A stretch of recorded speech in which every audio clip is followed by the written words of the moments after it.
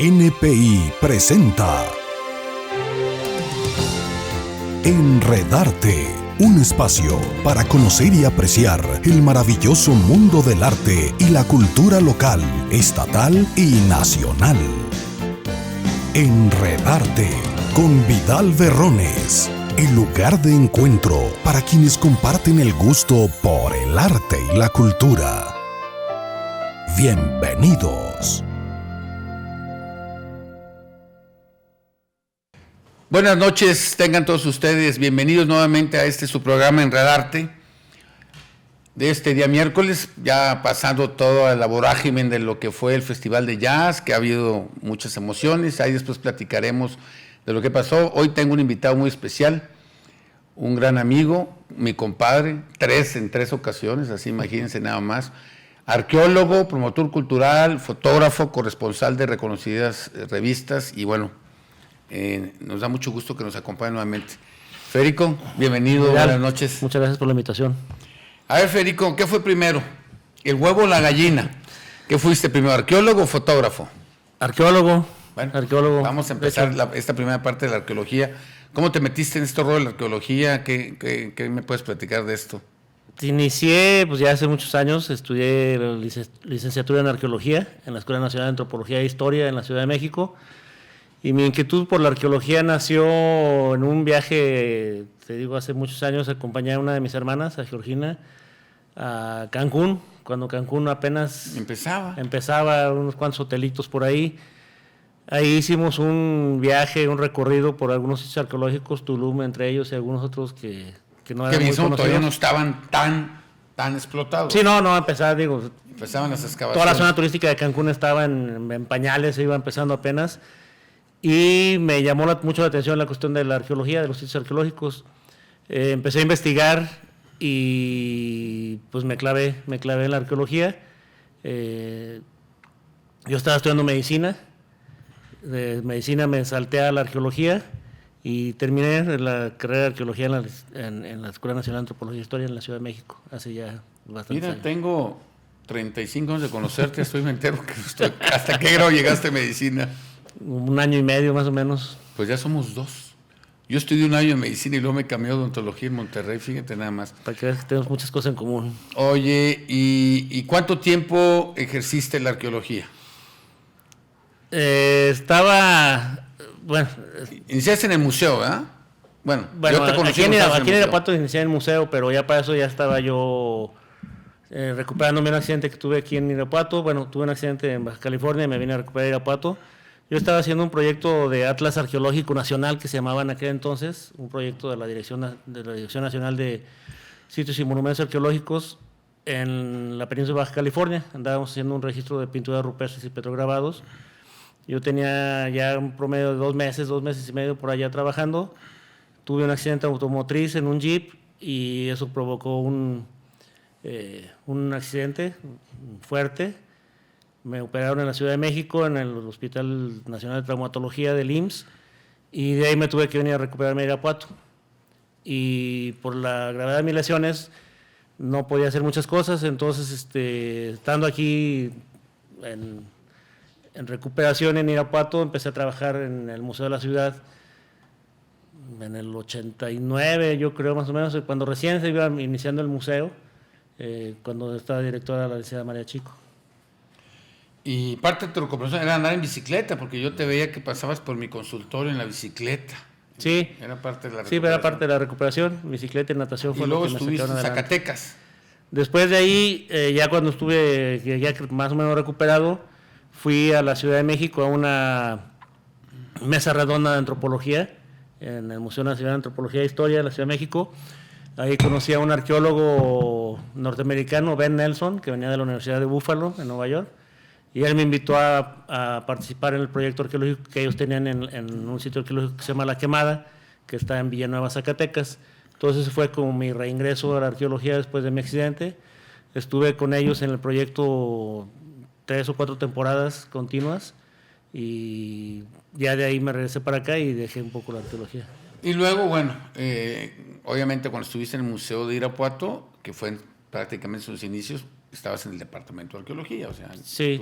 tu actividad era pues todo lo que ahora la gente puede estar viendo, las piezas que en aquel entonces era el acervo, tú empezaste a hacer clasificación, investigación, todo eso. Sí, pues el museo empezó, yo siempre he dicho que lo que era el museo era el edificio, que es uno de los más hermosos edificios de la ciudad de Irapuato, y había muy poca colección, había muchas donaciones, de hecho el Museo de Irapuato tiene unas particularidades que tiene, es que la mayor parte de su acervo es por donaciones de gente de Irapuato y de sus alrededores. Entonces había material arqueológico, tepalcates, tiestos, lo que se conoce que son pedaceras de cerámica, algo de lítica y algunas piezas completas o semicompletas, pero estaba todo amontonado en bodega. Entonces yo empecé clasificando, inicié el registro de estas piezas con el Instituto Nacional de Antropología porque tenía que estar registrado, y el Instituto de Antropología en aquel entonces, bueno, declaró custodio del museo de la ciudad de las piezas que estaban completas. La pedacera, bueno, sigue ahí en el museo en bodega, pero sí, eso fue lo que hicimos al principio. Oye, Federico, ¿cuántos sitios arqueológicos hay en el estado de Guanajuato? No tengo el dato exacto ahorita, pero hay alrededor de más de 500 sitios, obviamente sin trabajar, abiertos al público. Hay 6, creo que son los que están abiertos al público. ¿Y en Irapuato? En Irapuato había, cuando el contador Padilla fue alcalde interino de aquí de Irapuato, hicimos un recorrido por los sitios que estaban registrados ante el Instituto de Antropología. Era un promedio de 32, 35 sitios arqueológicos aquí en Irapuato, la mayoría de ellos ya en muy mal estado de conservación, la mayoría ya totalmente devastados. Había 2 o 3 que estaban pues, en condiciones de poder haber sido explorados, pero ya en la actualidad tengo mucho que no los recorro, entonces no sé cómo estén. Y por ejemplo, de los 500 o 600 que hay en el estado de Guanajuato, obviamente solamente están investigados, explotados 6, y uno por ahí que va a andar ya cerca de Comunfort. Obviamente la razón es presupuestal, o es falta de interés, o es burocracia. Es decir, se ve tan fácil a lo mejor que otros países del mundo explotan lo poquito que tienen, el poquito patrimonio arqueológico que tienen, lo explotan, y México, que está vasto en eso, como que no nomás es que el gobernante o el diputado o el que esté le interese, sino que es de muchos recursos, de muchos trámites, o tiene que haber ponerse de acuerdo el presidente, el gobernador y el presidente de la República. Es tripartito el asunto de las excavaciones y todo eso. En cuanto a inversión, sí es tripartita, o sea, es federación, estado y municipio, pero es una suma de esfuerzos. O sea, sí, como bien mencionas, parece muy fácil, parece pues nomás llegar y ahí están, pero hay que hacer una investigación desde muy básica, desde recorrido de superficie para hacer una delimitación de la zona arqueológica, una limpieza de la zona, una evaluación del estado de conservación de las construcciones. Muchas de ellas están en propiedades ejidales, otras están en propiedades privadas, entonces no solamente la suma de esfuerzos de las autoridades. No son propiedad de la nación. En teoría sí, pero a final de cuentas las tierras son propiedad de alguien. Como el caso de San Miguel, como el caso de Cañada la Virgen, que fue un relajo, y que aparte proyecto de muchos años. Sigue con este problema porque hay una alemana, ¿verdad?, que es la propietaria. Y sí, que tienes una servidumbre de paso para poder accesar al sitio arqueológico. El sitio arqueológico, como sí, ya está declarado zona de monumento, lo que es Cañada la Virgen. Pero el trayecto no. Pero el trayecto no, y no se puede hacer, no se pueden detener los que conocen la zona. Entonces digo, es una suma de voluntades, tanto de la sociedad civil como de las autoridades municipales, estatales y federales, más aparte del presupuesto. Esos son proyectos que resultan ser muy caros. Uno, la mayoría de las veces no te das cuenta qué tan caro puede ser el estar excavando, y dices, pues nomás estar excavando, pero no nada más meter la pala, hay que estar con mucho cuidado para ver que todos los vestigios que estás encontrando, haciendo todo el registro. ¿Y cómo se encuentran eso? O sea, ¿cómo la gente dice, aquí hay, vamos a poner, un rancherito, empieza a excavar su surco para sembrar fresa, y empieza a ver cazuelitas y tepalcates y todo, entonces ve una montañita ahí y dice, ¿quién es el que va a decir? Es que hay una pirámide o hubo. ¿Cómo es ese primer contacto con lo que es el futuro? Sí, la mayoría de veces ya están, o sea, no es que uno descubra los sitios, ya están ahí. No, obviamente ya están, pero están cubiertos de maleza. Generalmente están cubiertos de maleza, están como montículos. En algunos lados le llaman cuecillos, en otros lados le llaman Moctezumitas, dependiendo de la zona de la República donde estemos, pero son pequeños montes pues con vegetación, pero con piedras alineadas, entonces eso es un indicativo de que ahí puede haber un sitio arqueológico. La mayoría de las veces muchos están muy deteriorados por el saqueo, por eso el atlas arqueológico nunca se ha hecho público, porque es como darles un manual al saqueador para que vaya a buscar cosas, ¿no? Pero generalmente están ahí, se empiezan las pláticas, se necesita, por ejemplo, que el INA, el Instituto Nacional de Antropología e Historia, es la única entidad autorizada para hacer proyectos arqueológicos en México. Si el gobierno del estado o el gobierno municipal quiere hacer algo en su municipio o en su estado, tiene que recurrir primero al INA para que el INA dote de investigadores, vayan a hacer recorridos y pueden decir si es viable o no es viable, y si se da, digamos, por llamar de una manera, la luz verde para que se pudiera empezar a trabajar, pues hay que empezar a ver todas las atenuantes de propiedad, de tenencia de tierra, de accesos, de todas esas cuestiones, ¿no? Por ejemplo, yo ahorita recuerdo el Cóporo en Ocampo, tuvo problemas de propiedad de tierra, o sea, se empezó a trabajar y después se suspendió el proyecto porque salió otro dueño y fue una cuestión un poquillo problemática, pero a final de cuentas salió en buen término, ¿no? Pero sí son visibles, o sea, no necesitas tener como un ojo especializado. Si estás en una llanura y de repente ves como protuberancias, es probable que... Pues es muy probable que sea un sitio arqueológico. Sobre todo son simétricas, o sea, todos los sitios arqueológicos tienen una planeación en su desarrollo, entonces siempre están muy estratégicas, no es un puñado de tierra que está ahí aislado, ¿no? Siempre va a haber un conjunto cercano. Muy interesante, ahorita vamos a continuar con eso. Terminamos este primer bloque y regresamos con Federico Vargas Somoza, arqueólogo, promotor cultural y fotógrafo. En un momento regresamos. Enredarte, un espacio para conocer y apreciar el maravilloso mundo del arte y la cultura local, estatal y nacional.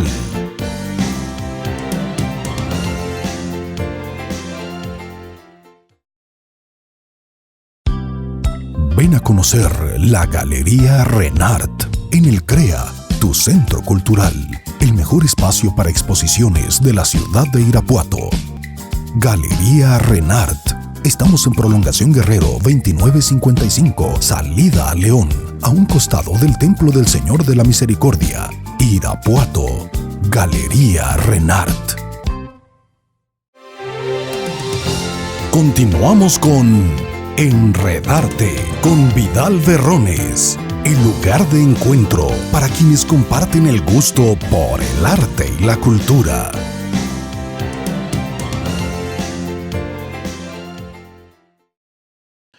Estamos de regreso en la entrevista de Enredarte con Federico Vargas Somoza. Entonces, Federico, ahorita me acabas de dar un dato muy interesante. ¿Tienen características especiales los sitios arqueológicos, al menos los de Mesoamérica, al menos los que conocemos aquí en México? ¿Tienen cierta distribución?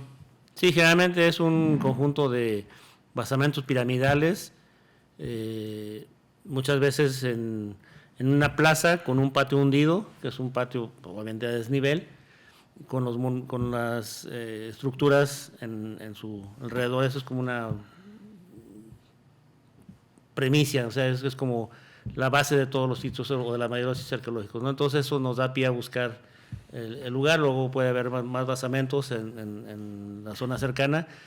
Hay sitios que son muy extensos, por ejemplo, regresando a los que están ya abiertos al público, Caña la Virgen, Peralta, Plazuelas, el Cóporo principalmente,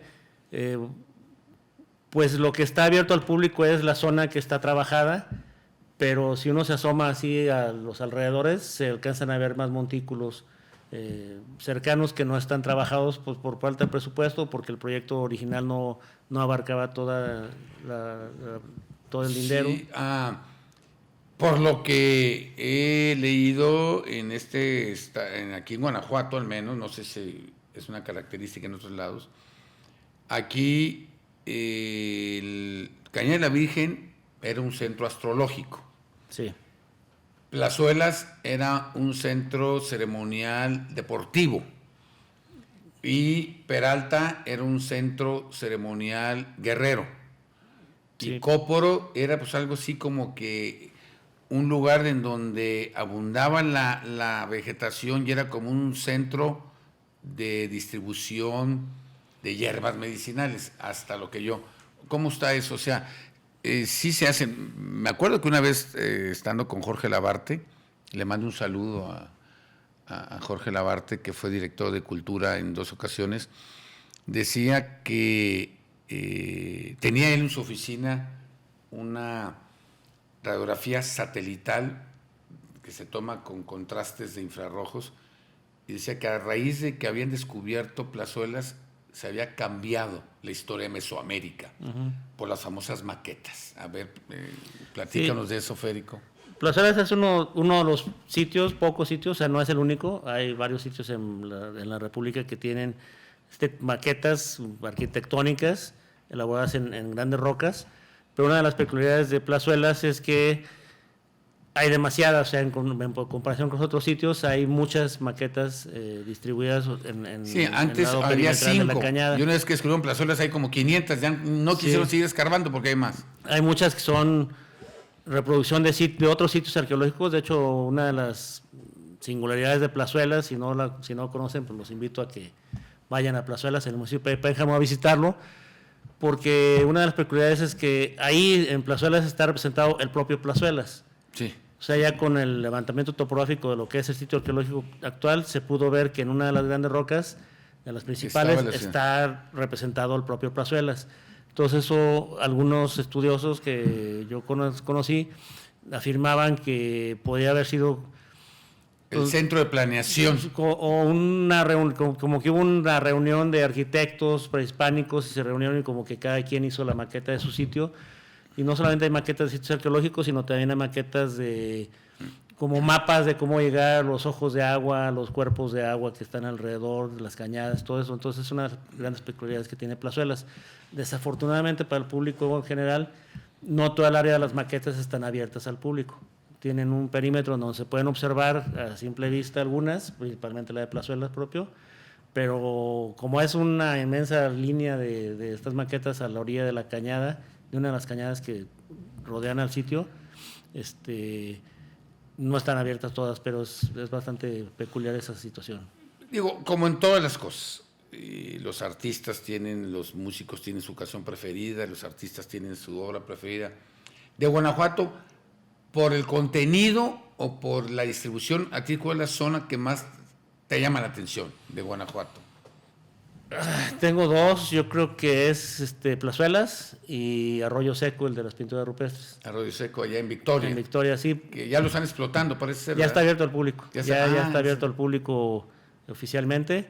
Tiene 6 meses, una cosa así, un poco más tal vez, que se abrió al público ya. Ya se puede visitar por senderos aquel oficiales. Que conocimos con el cubano en aquella época. Sí, claro, sí.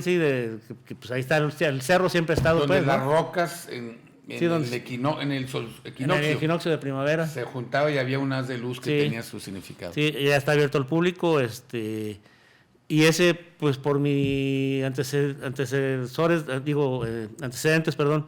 de lo que yo hice en Baja California de pinturas rupestres, pues tengo como una cierta preferencia por las pinturas rupestres. Entonces ese es uno de mis sitios que me gustan mucho. Aparte, tú y yo conocimos a Antelmo, que era el que viejo que conocía todas las pinturas, y el que lo descubrió y que murió con los secretos, con los secretos de la mayor parte de las pinturas, pero ese es uno de mis sitios favoritos. ¿Es la única zona en Guanajuato donde puede haber pintura rupestre? No, hay varias más, hay en otros lugares. ¿Y todos están por aquel sector? Sí, generalmente están en la parte del norte Debe del haber estado. En Jichúa, Tarjea, por aquellos lados, que es la parte y que... aquí en Pueblo Nuevo había unas pinturas rupestres, había porque yo tengo mucho tiempo que no subo al Cerro de Panales.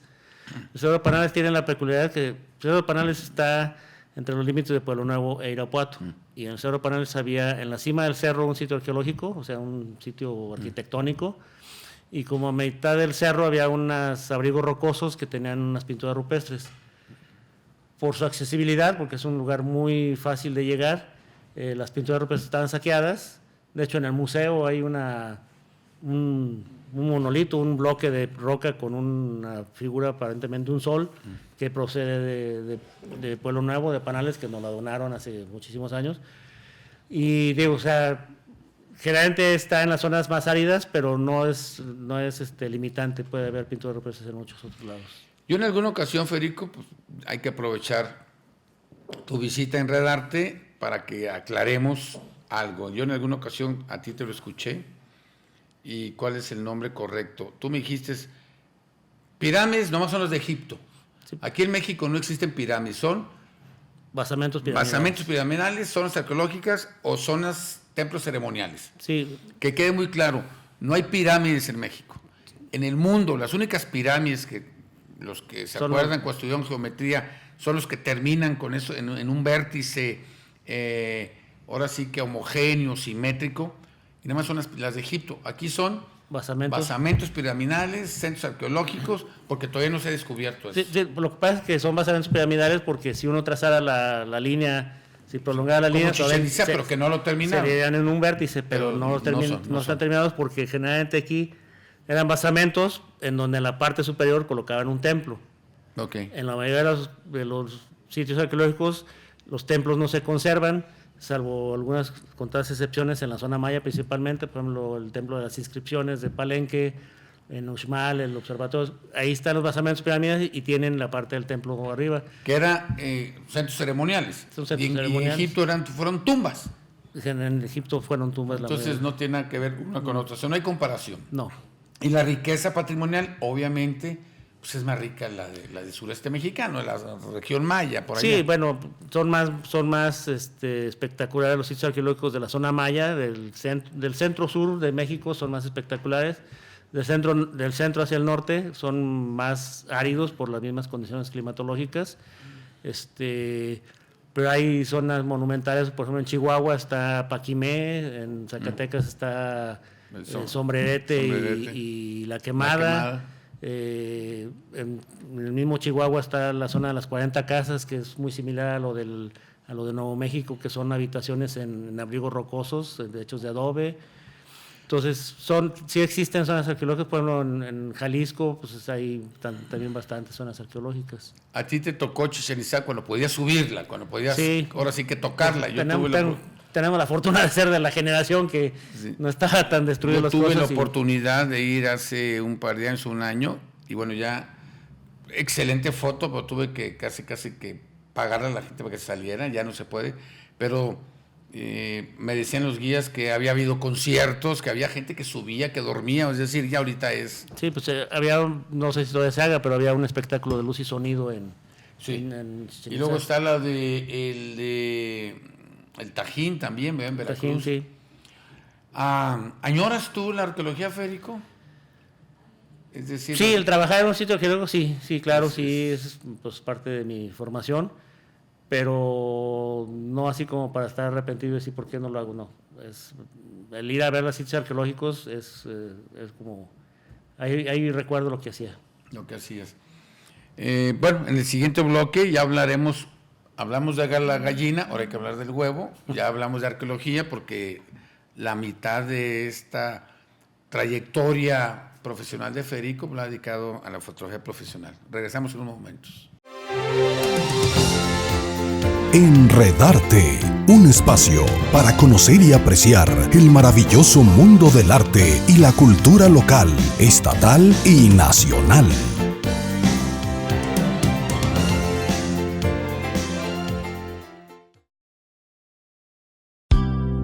Ven a conocer la Galería Renart en el CREA, tu centro cultural, el mejor espacio para exposiciones de la ciudad de Irapuato. Galería Renart. Estamos en Prolongación Guerrero 2955, salida a León, a un costado del Templo del Señor de la Misericordia, Irapuato. Galería Renart.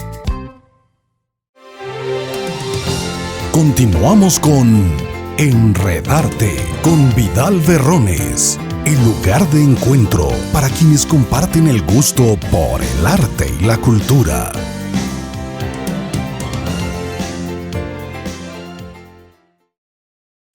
Regresamos Ya dejamos al arqueólogo y ahora regresamos con el fotógrafo Federico Vargas. Federico, pues hay que reconocerlo, eres de Irapuato, la persona que más libros tienes en cuestión de fotografía o más propuestas de que tus fotos han aparecido en libros. Iniciaste un proyecto muy padre con México Desconocido y ahora tienes un proyecto en Michoacán que es ¿Qué hacer y qué ver? ¿Qué hacer y qué hacer? ¿Qué hacer y qué hacer? ¿Qué hacer y qué hacer? Que es de Michoacán. A ver, platícanos. Entonces, la arqueología de alguna manera te sirvió porque me supongo que tenías que tomar fotos de las excavaciones en las piezas. Sí, de hecho era como que obligado saber fotografía.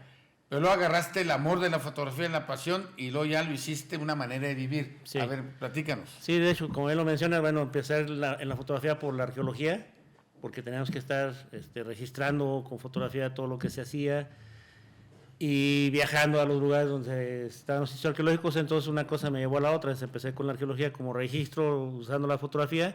Después, en los tiempos libres de los propios proyectos, pues empezaba a hacer fotos de los alrededores de los lugares donde estaba. Y poco a poco me fui llevando más a la fotografía, empecé a conocer gente que hacía foto, empecé a leer más, me empezó a gustar muchísimo la fotografía y de toda mi vida pues leía revistas o veía revistas como National Geographic, México Desconocido y algunas otras que habían en aquellos entonces. Yo siempre decía, a mí me gustaría trabajar en una revista como estas para poder publicar mis fotos. En el 94, 1994, 93, creo que fue en el 93, 1993, me animé a escribir una carta, todavía en máquina de escribir, las computadoras no estaban tan populares en aquellos entonces, una carta que mandé por correo postal a la revista de México Desconocido.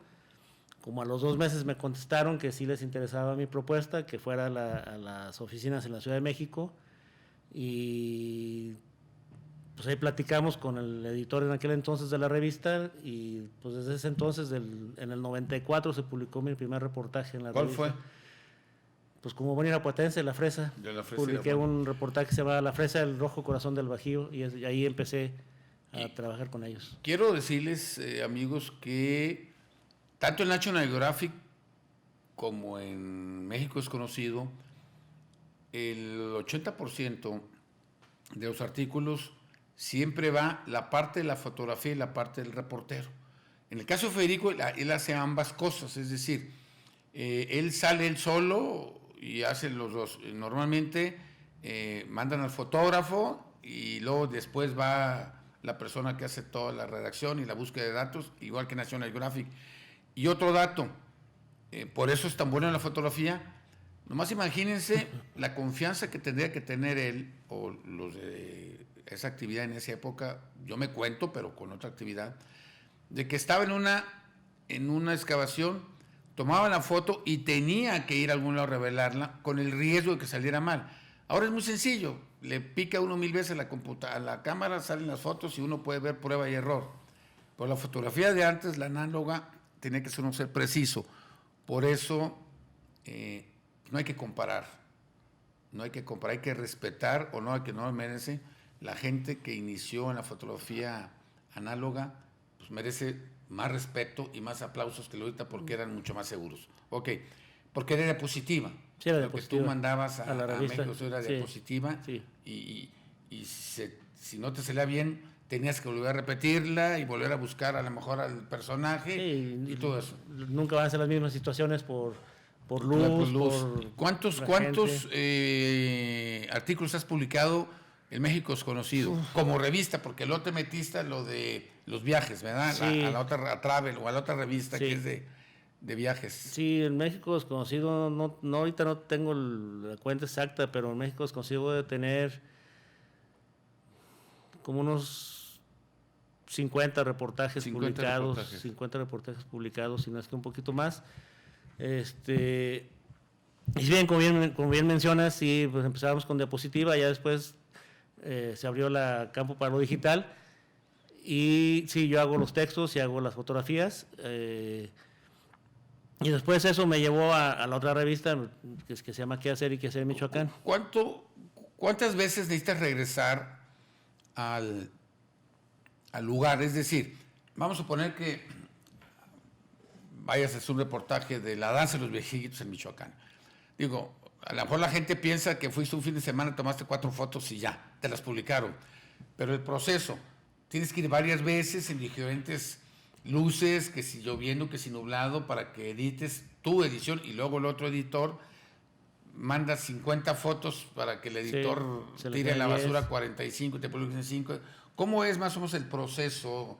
El proceso cómodo, o sea, por el atajo, y el proceso largo, ¿verdad? Porque debe haber proyectos en los que a lo mejor tuviste que haber esperado un año para tomar la fiesta de muertos y hasta el otro día año de muertos. ¿Cómo se Sí, o sea, por ejemplo, cuando haces un reportaje, por ejemplo, de una ciudad, fin de semana en Guanajuato, por poner un ejemplo, ¿no? Pues pasas un fin de semana y los edificios ahí están, aunque no las hagas todos en un mismo fin de semana, puedes regresar y las cosas están ahí. Martes, miércoles o jueves. Sí, pero por ejemplo, una fiesta, por una Semana Santa, por ejemplo, la Semana Santa en Sinsunzan. Yo me acuerdo de la Semana Santa de Sinsunzan, para publicar el reportaje que publiqué sobre esa semana, hice un viaje en 3 años, o sea, el reportaje fueron 3 años.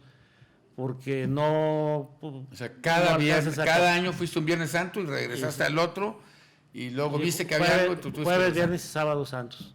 Jueves, viernes y sábado santos, 3 años conseguidos, porque sobre todo la Semana Santa puse como ejemplo la Semana Santa de Sinsunzan, porque es una de las que a mí más me ha impresionado y más diversa. Entonces, en una Semana Santa no alcanzas a ver todo lo que cubre la semana. Me pasó, y a pesar de que llevaba el tip que tú me dijiste, pues quieres ver a las personas que están tapadas y que están hincadas, pero después sabes que va a haber una cosa de caballos y luego hay una procesión de Cristos y no puedes tomarlo. Sí, no puedes tomar todos. Entonces, el máximo proyecto ha durado 3 años. En lo que para México, entonces sí. ¿Y el más corto? Un fin de semana. Un fin de semana. Sí. Y bueno, eso te dio pauta para concursos, para pláticas, maestro de fotografía, para los libros, eso me abrió la puerta de los libros. ¿Cuántos libros? Bueno, yo recuerdo el de, que para mí es ahora sí como que tu Oscar, el de las haciendas que hiciste con Pan Descanse, con este señor Rionda. Isauro Rionda, sí. Pero también tienes ¿tienes otro libro de artes de México o algo? Tengo fotografías publicadas en un libro que se llamó Ruta por Sendas Purépechas de Artes de México, uno del Instituto de Antropología, uno en Editorial Clio, el de Haciendas de México.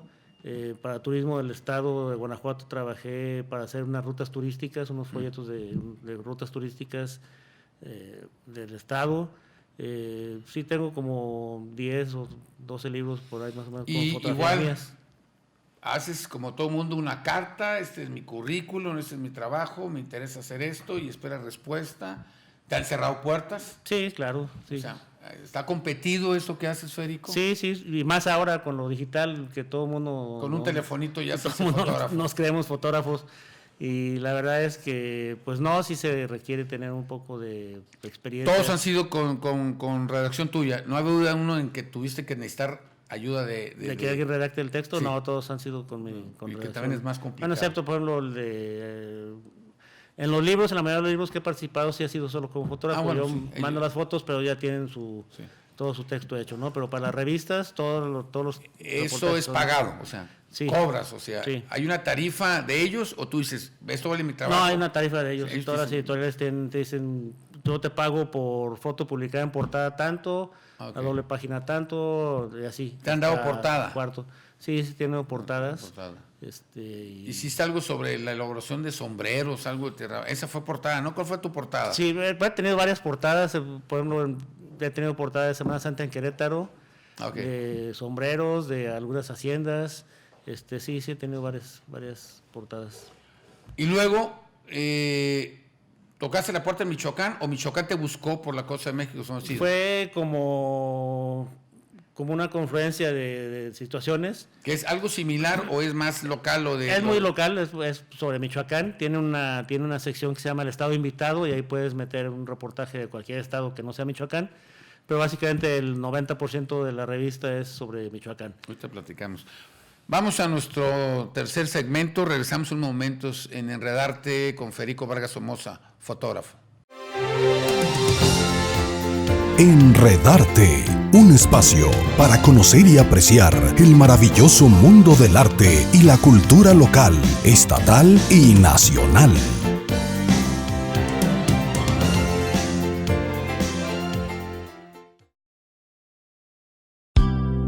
Ven a conocer la Galería Renart en el CREA, tu centro cultural, el mejor espacio para exposiciones de la ciudad de Irapuato.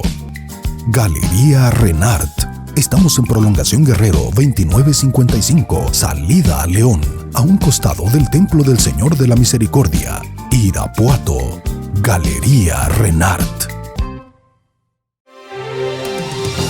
Continuamos con Enredarte con Vidal Berrones, el lugar de encuentro para quienes comparten el gusto por el arte y la cultura.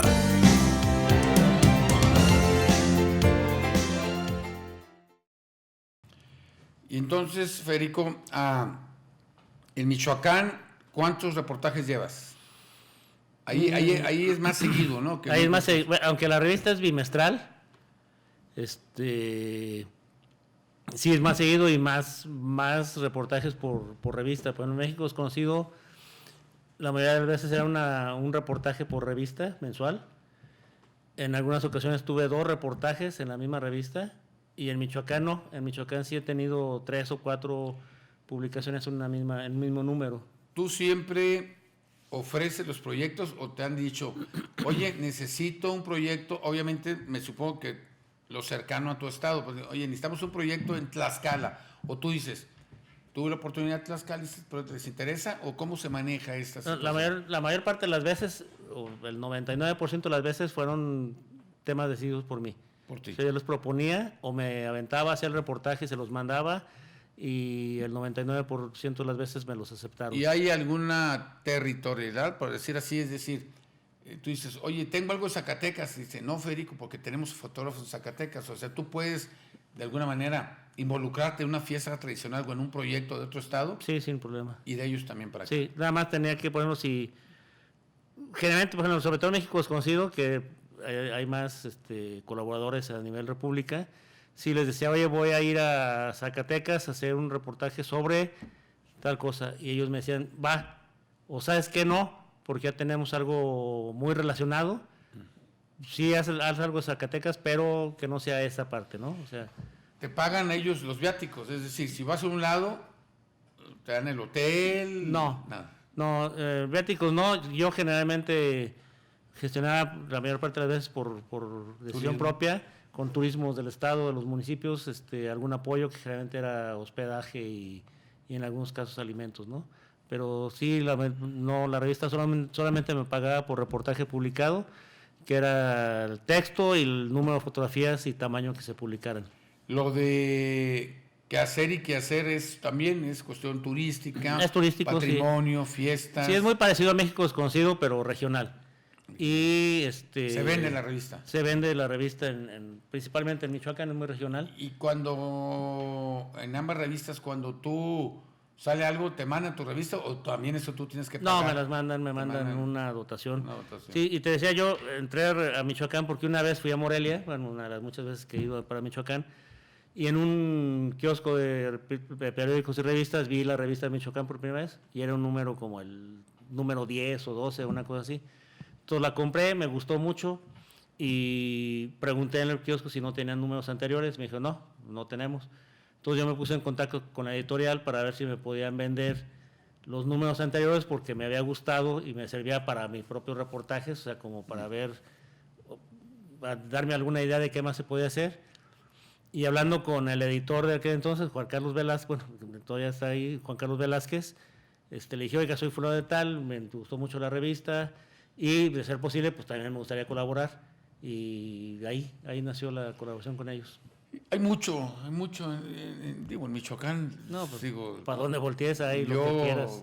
Cada vez que tengo tiempo y un poquito de centavos voy allá, porque cada vez en el mismo lugar me impresiono. He ido a Pátzcuaro, voy 5 o 6 veces al año y vuelvo a ir y vuelvo a encontrar cosas nuevas. Es una cosa riquísima. Es decir, nuestro país es rico en patrimonio y cultura. Todo México. Hay gente que no lo quiere entender. Y entonces, bueno, y algún otro proyecto que tengas de fotografía de publicaciones, o sea, libros, 2 revistas, pero ¿estás colaborando para alguna otra parte? No, ahorita, bueno, que acabo de enviar unas fotografías, me hablaron de San Luis Potosí para pedirme fotografías de Michoacán y de Guanajuato para un proyecto que traen ellos allá la Secretaría de Cultura. Con Eduardo Miz. Con Eduardo Miz. Yo mandé, ¿ya te contestaron? Sí. Porque yo mandé y no me han contestado. Es que lo que pasa es que a mí me lo mandaron, se cerraba el 28, pero dije el 18, ¿no? Bueno, en octubre dije, se extiende hasta el 20 de noviembre. Y yo le mandé ahí, yo mandé también de Michoacán, mandé de Tócuaro, mandé de alguna y bueno, no me han contestado, no sé si. Sí, bueno, a mí, ellos me contactaron, me habló Eduardo Mick por teléfono y me dijo, te voy a mandar la convocatoria. Le mandé las fotos, no me ha dicho, se supone que están revisándolas y bueno, a ver qué sucede, es lo que tengo ahorita y bueno, seguir con la revista. Digo, en México es conocido, cabe mencionar que ahorita me retiré un poco porque cambió mucho la revista de lo que era el México desconocido de antes al México desconocido ya ahora. Se dedican a las cosas extremas, a las bicicletas, y a los hoteles boutiques y como al turismo bonito. Sí, ya no es la esencia igual que tenía antes. Igual que National Geographic, ahora se dedican a enfermedades, el SIDA, el ébola, la matazón de los patos, cuando antes la visión era distinta, pero bueno, son tiempos. Y la docencia, das cursos, sigues con los recorridos a la Monarca, a los festejos. Ahorita también hice una pausa porque también hay mucha gente que hace viajes y pues yo no sé cómo le salen los gastos porque cobran muy barato. No, sí. Es que toda la gente todo lo quiere gratis. Y los talleres también, ya todo el mundo es maestro, entonces ya todo el mundo da clases. Pero sí, sigo dando talleres cuando se puede. De hecho, me inicié en la docencia por ti. Yo recuerdo bien cuando estabas en Casa de la Cultura que me invitaste a dar clases ahí mismo en el taller de fotografía. Y nunca antes había dado, entonces empecé y ahí duré una infinidad de tiempo dando clases y de ahí surgí para dar clases en la UCI y algunos otros lados. ¿Te ha publicado algo, Ediciones La Rana? Sí, bueno, básicamente en el de las haciendas de Guanajuato, es el editorial de La Rana. ¿Seguirá Giovannini pirateándose las fotos? Lo digo con todo respeto, pero se piratea las fotos Giovannini. Pues ahí sigue Giovannini, entonces... Se siguen pirateando pues fotos. Me imagino que sí. Con el respeto que se merece, pero es la verdad. Federico, y actualmente, ya no estás en la arqueología, sigues en la fotografía, pero actualmente das cursos, en enero vas a empezar a hacer recorridos, porque yo quiero invitarte a que formes parte del equipo de NPI para ver si cuando menos una vez al mes le dedicamos a una zona arqueológica, tener un programa especial, decir, Cóporo. Yo tengo una sección de 4 o 5 minutos en el noticiero del viernes que dirige Gabriel Morones, que se llaman las 3 R's, recomendaciones, recordatorios y recorridos.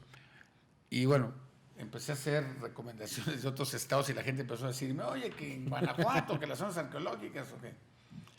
Entonces yo quiero comprometerte a que me digas, tengo listo Cóporo, y que aquí se enseñen fotos y se digan las rutas y le recomiendas esto y en qué época del año recomiendas por el calor, y así nos vamos. Y luego ya que pasemos las 4 o 5 del estado, alguna cosa que tengas de material para que la gente se entere, y que bueno que NPI día con día tengamos más información, porque parece mentira que si tú te sales a la calle, le preguntas a 10 personas caminando de aquí a la plaza principal, conocen las zonas arqueológicas de Guanajuato y no las conocen. Entonces, no las conocen porque no las difunden. Y no las difunden porque no les interesa. Aparte también, bueno, no sé, la verdad, aquí en Guanajuato, si no tienes un vehículo propio, no hay modo de llegar a zonas arqueológicas. O sea, no hay transporte no hay público, un prestador de servicios que tenga viajes programados a las zonas arqueológicas, por ejemplo, ¿no? Que se supone debe ser una actividad o del INAH o de las instituciones culturales, tanto municipales como estatales. Y ninguna de las zonas arqueológicas de Guanajuato están accesibles en autobús, o sea, no puedes llegar en un autobús de línea a las zonas arqueológicas, a menos que te guste caminar y te dejen en algún lugar y camines bastante para allá, pero la mayoría las 6 zonas están Bueno, excepto a lo mejor Victoria, que está muy cercana a la cabecera municipal, pero también para llegar a Victoria, pues está un poco retirado, ¿no? Entonces, sí no hay modo de llegar, entonces sí es complicado que la gente conozca. Y si no tienes el interés, pues más complicado. ¿Dónde te encuentra la gente? ¿Manejas redes sociales? Ahorita estoy un poquito retirado de las redes sociales porque soy muy enajenantes, pero sí tengo Facebook, Federico Vargas Somoza, Federico si me Vargas buscar, Somoza. en donde subo, fotográficamente donde subo más trabajo es en una página que se llama 500px. Ahí me pueden buscar, se meten en la página www.500 con número px y ahí buscan mi nombre y ahí aparece. Y por ejemplo, para si desean consultar los reportajes que se han publicado en México es Conocido, se mete uno a la página de México es Conocido, en buscar pone mi nombre y ahí aparece un listado de los reportajes. Están digitalizados ya. Sí, están digitalizados. Pues está muy interesante. No vienen todas las fotografías, pero sí vienen los textos, entonces puede servir de orientación. Antes de irnos, ¿algo que agregar, Federico? Pues antes, pues nada más agradecerte a ti la invitación, a NPI por el espacio. Y bueno, pues no te dije si aceptaba o no aceptaba, sí le entro al compromiso. ¿Le entras al compromiso? Sí. Para antes de que se acabe el año tener con lo menos 2. Tú me Sí. dices que con él iniciamos, yo le digo a Gabriel que lo anuncie y que digamos, bueno, la próxima semana tal zona y yo hago nomás un pequeño comentario y te quedas con micrófonos o hacemos un área especial sobre patrimonio cultural, sí. Que puedes hablar en uno de fiestas, fácil, en fiestas, otro puedes hablar de haciendas, tradiciones, conventos. de haciendas, de conventos, es decir, hay mucho. Sí, Guanajuato es rico en todo. Sí, hay mucho, entonces, para poder hacer, conocer nuestro patrimonio y que sea una parte de Enredarte. Sí, ¿cómo no? Normalmente, antes de despedir al invitado, nos tomamos una foto de recuerdo. Recuerden, la cultura cura y les recuerdo que hay que ser una cultura de paz. Muy buenas noches y nos vemos en la próxima. Muchas gracias. NPI presentó Enredarte con Vidal Berrones, el lugar de encuentro para quienes comparten el gusto por el arte y la cultura.